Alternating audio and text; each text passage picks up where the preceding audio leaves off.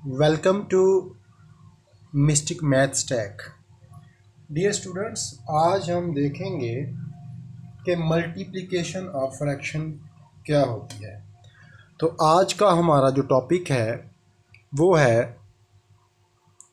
Multiplication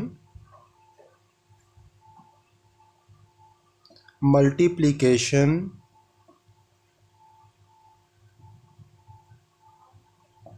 of fraction.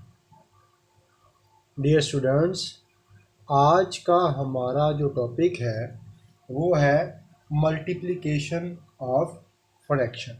ठीक है, तो इसको हम उर्दू में क्या कह सकते हैं? इसको हम उर्दू में कहेंगे कसरों को ज़रब करना। इसको क्या कहेंगे? कसरों को ज़रब देना। ठीक है, लेकिन मैं आज अपने स्टूडेंट्स के साथ एक दो इन्फॉर्मेशन भी जो है वो शेयर करना चाहता हूँ। वो इन्फॉर्मेशन क्या है कि जब हम कसरों को ज़रब देते हैं तो हमें एक दो तीन चीज़ों का मसला होता है। वो हमने पिछली क्लासेस में पढ़ी हुई हैं, लेकिन इसके बावजूद भी वो हमें याद नहीं रहते। तो मेरा मतलब ये है, नंबर एक पे है वाजिब कसर। डियर स्टूडेंट्स, क्या आपको पता है कि आपको वाजिब कसर का पता है कि वाजिब कसर क्या होती है? इंग्लिश में हम इसको कहते हैं प्रॉपर फ्रैक्शन। प्रॉपर फ्रैक्शन, मैं बस यहाँ पे एफ लिखूँगा। आप समझ गए हैं कि एफ का मतलब है फ्रैक्शन। ठीक है, तो वाजिब कसर क्या होती है अब हम ये देख लेते हैं। तो वाजिब कसर ऐसी कसर होती है जिसका शुमार कुनिंदा मिसब नस्ब नमा से छोटा होता है। तो क्या है जी? ऐसी कसर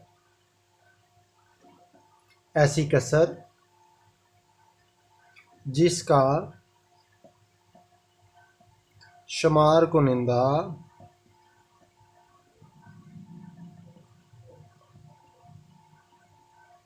जिसका शुमार कुनिंदा इससे जी नसब नमा से नसब नमा से क्या होता है? छोटा होता है जी स्टूडेंट्स, तो ऐसी कसर जिसका शुमार कुनिंदा नसब नमा से छोटा होता है उसको क्या कहते हैं? वाजिब कसर कहते हैं। मैं आपके साथ एक मिसाल शेयर करता हूँ और साथ में मैं आपको शुमार कुनिंदा और नसब नुमा भी बता देता हूँ। ठीक है, ताकि अगर आपको याद नहीं है तो आपको याद हो जाए। ठीक है, तो इसको हम कहते हैं शुमार कुनिंदा।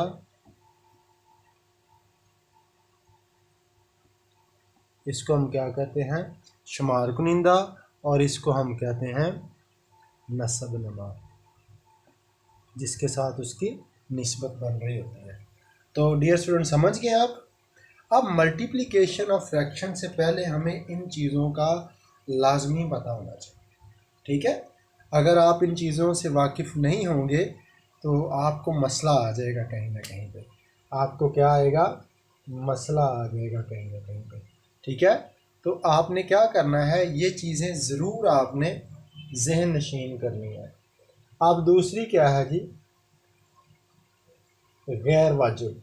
हम अपने जो है वो असली क्वेश्चन की तरफ भी ज़रूर आएंगे। ठीक है, गैर वाजिब। अब गैर वाजिब को हम क्या कहेंगे? इम्प्रॉपर। क्या कहेंगे? Improper.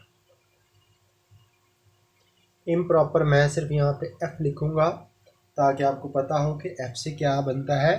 F stand for fraction.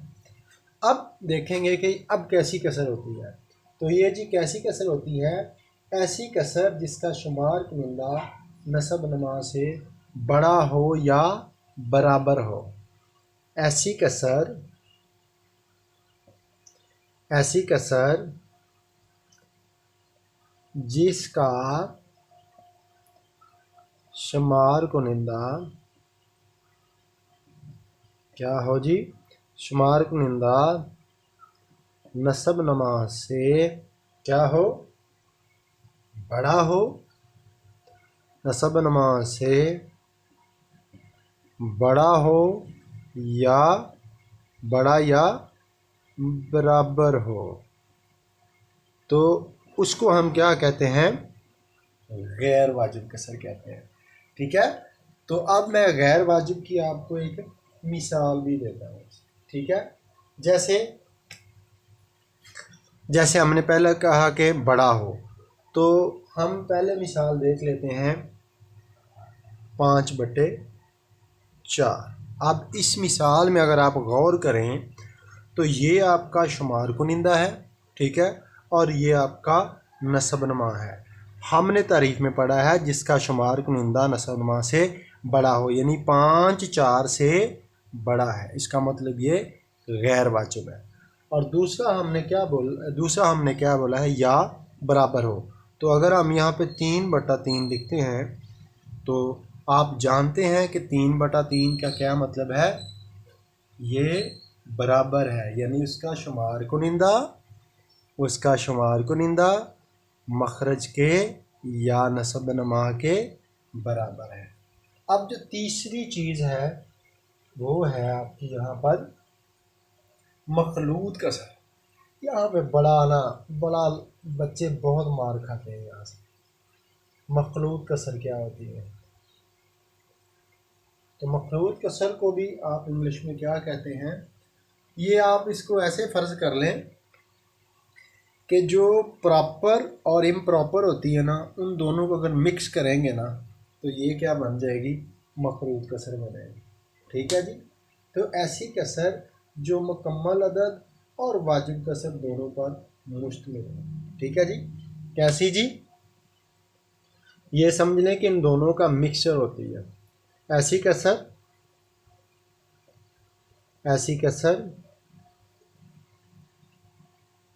जो मुकम्मल अदद और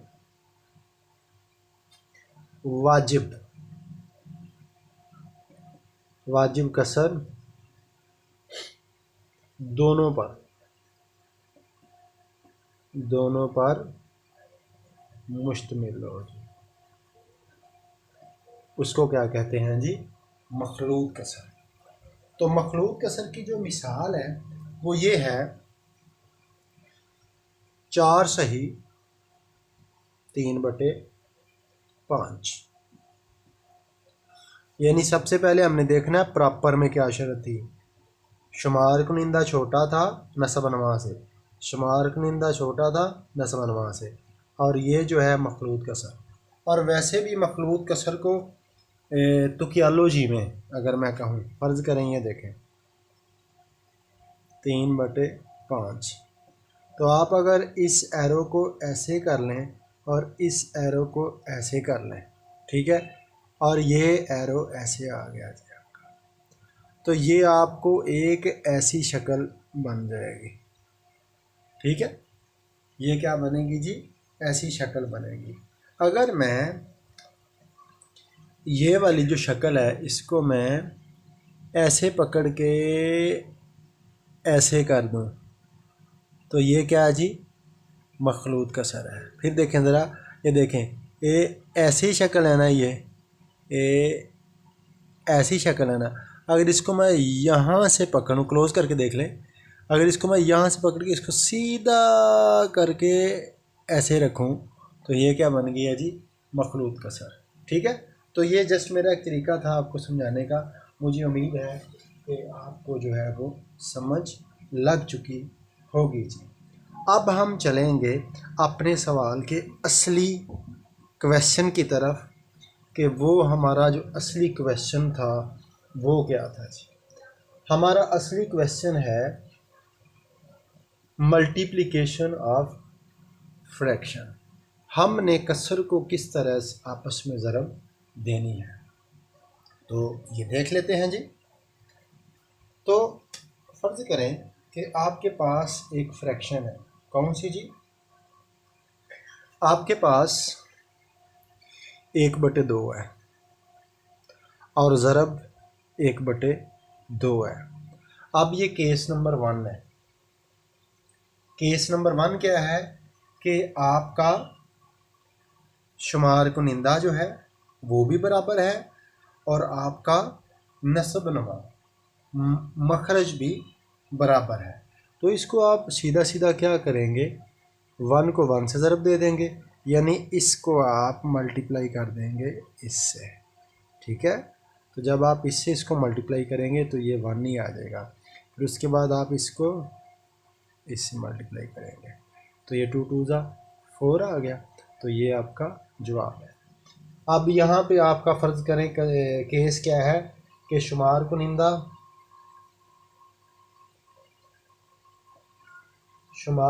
और नस्ब नमा बराबर है।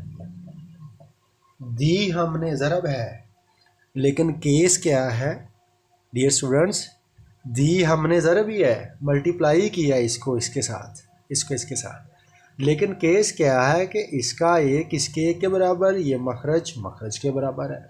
अब दूसरा केस क्या है?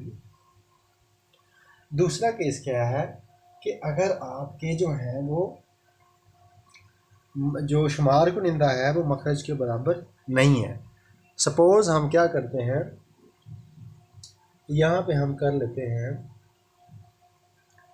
1/4 ज़रब 2/5। ठीक है, तो ये सीधा सीधा है। कैसे है? हम इसको इससे ज़रब दे देंगे, 2 1 2 और ये 4 5 20। बाद में इसको हमने क्या करेंगे, काट भी सकते हैं, 2 1 2 और 2 2 10 20। तो आपका जवाब क्या आ जाएगा, 1/10 आ जाएगा। अगर आप ऐसे कर लें तो भी ठीक है। ठीक है जी, अगर आप ऐसे करें तो भी ठीक है, यानी बराबर क्या आ जाएगा, 1/10। लेकिन अगर आप यहाँ पे अगर आपको पहाड़े आती हैं, अगर आपको टेबल्स आते हैं, तो आप क्या करेंगे, 2 1 2 और 2 2 4। ठीक है, तो इस 1 को इससे ज़रब दे दी। ठीक है, तो ये क्या आया, 1 आ गया। इस 5 को 2 से ज़रब दे दी, 2 को 5 से ज़रब दी तो क्या आ गया, 10 आ गया। ठीक है, 2 5 10 या 5 2 10। तो ये केस क्या था, इसमें आपका जो मखरज था ना वो मुख्तलिफ था। शुमार कुनिंदा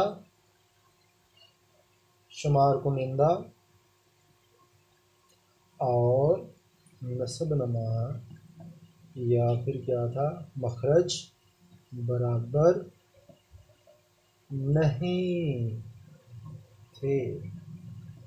ठीक है जी, अब केस नंबर 3 आ जाएगा। अब केस नंबर 3 में क्या आएगा? केस नंबर 3 में ये आएगा कि आपकी जो आपके पास जो मल्टीप्लिकेशन होगी ना उसके साथ सही लगा होगा, यानी कि वो मखलूत शक्ल होगी। तो इसमें किसी के साथ भी आप क्या करें, मखलूत का जो है वो लगा लें। ठीक है, तो अभी हम एक सवाल करते हैं, एक सही 4/5 ज़रब 3/4। तो अब सबसे पहले जो मखलूत कसर है उसको हम किस में लेके आएंगे, वाजिब या गैर वाजिब, बल्कि इसको हम पहले तोड़ेंगे, वाजिब या गैर वाजिब में ये आ जाएगी। तो 5 1 5। ठीक है, तो सबसे पहले इसको हम हल करेंगे, ये वाला हिस्सा जो है, 5 एकम 5, 5 और 4 कितना आ जाएगा, 9। तो 9/5। इसको आपने इसमें इसके साथ ज़रब देनी है, जब ये जवाब आ जाए तो इसके साथ आपने इसको ऐड कर देना है। ठीक है, 4 को आपने ऐड करना है, 5 1 5, उसमें 4 जमा किए तो 9 आ गया, और ज़रब कितना आ गया जी, 3/4। अब फिर वही असूल आपने अपना अपनाना है। ठीक है, तो इसको हमने इसके साथ ज़रब दे देंगे। ठीक है, इसको इसके साथ ज़रब दे देंगे, तो 9 3 27 होता है, 9 1 9, 9 2 27 ही होता है ना, 9 3 27, और 4 5 को 20, 4 5 को मल्टीप्लाई किया तो 20 आ गया। अब अगर आप काटना चाहते हैं तो काट सकते हैं, अदरवाइज़ आपका जवाब यहाँ पे भी ठीक है। 5 3 नहीं काटा जाएगा जनाब, ये नहीं काटा जाएगा, ठीक है। तो आपका ये जवाब आ गया। मुझे उम्मीद है कि यहाँ पे आप थोड़ी सी आपके अंडरस्टैंडिंग का जो लेवल है वो और बेहतर होता जा रहा है। तो यहाँ पे केस क्या था कि आपकी क्या थी, मखलूत कसर थी, ठीक है। तो मखलूत कसर को पहले आपने क्या किया था, उसको सिंप्लीफाई किया था, उसको आप सही उसका तोड़ के आपने उसको वाजिब गैर वाजिब में आ गई होगी, ठीक है। तो मखलूत कसर थी, आपने उसको सिंप्लीफाई करके आपने उसको हल कर दिया। डियर स्टूडेंट्स, मेरा जो वीडियो का स्टाइल है या जो आप यहाँ पे मैथमेटिक्स के मुख्तलिफ फार्मूलाज या ये देखते हैं, तो अगर आपको पसंद है तो मेरी वीडियो को लाइक करें, शेयर करें। और मेरी दिली तौर पे एक रिक्वेस्ट है कि अगर आपने मेरे चैनल को सब्सक्राइब करना है तो मेरी 3 मिनट की वीडियो लाजमी देखें, क्योंकि यूट्यूब यही समझता है जो बंदा सिर्फ डायरेक्ट मेरा चैनल ओपन करेगा, सब्सक्राइब करेगा, तो वो कहेगा कि ये स्कैमर है, ये स्कैम बंदा है, ये धोखा देने वाला है। तो अगर आप 3 मिनट की वीडियो देखेंगे तो मेरा ख्याल है कि यूट्यूब कम अज़ कम आपको जो है वो स्कैमर नहीं कहेगा, ड्रॉप आउट नहीं करेगा, बल्कि आपको एक अच्छा और एक दयानतदार व्यूअर ही समझेगा। तो आपकी वीडियो देखने का बहुत शुक्रिया। अपना भी ख्याल रखिए और दूसरों का भी ख्याल रखिए जो अपना ख्याल खुद नहीं रख सकते। अल्लाह हाफ़िज़।